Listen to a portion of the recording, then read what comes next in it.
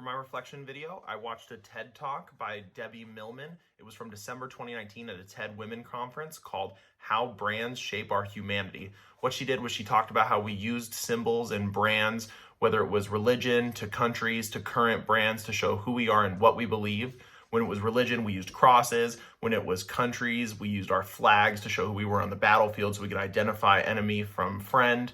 And now we're using our current brands to show off what we believe in and what we like. She also focused on how logos take on different meanings over time. A big one was how she talked about the swastika, how it was used by companies like Coca-Cola as a symbol of good luck on branding, and it was used by different religions around the world, from Hinduism to Buddhism and things like that, to be a symbol of good luck.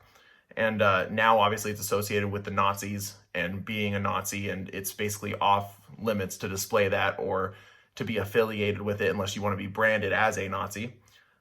Today, she talks about how brands are affected by social media and how they communicate with people they want to be involved with. So they try and present their brand as a certain style or a certain feel in order to make those people feel like the brand represents what they believe in. To me, this relates really closely to our customer segments on the BMC. It's really important to know who you're going after in order to target your brand correctly.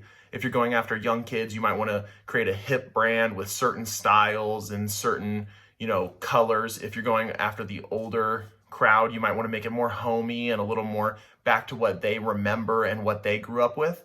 So maybe some nostalgia thrown in there. It's really important to consider how your brand is going to look to other people when you're trying to sell. And when you want to put off a certain style, you got to make sure that brand and your colors and your style shows what you believe.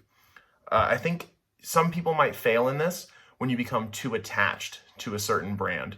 In the video, she talks about how Phil Knight, the founder of Nike, when he first saw the logo, said, maybe it might grow on me. I don't love it.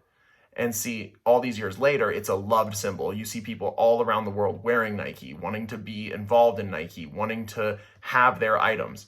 So I think it's important as an entrepreneur to be able to pivot and to be able to not fall in love with one idea. Just because you love it doesn't mean others will.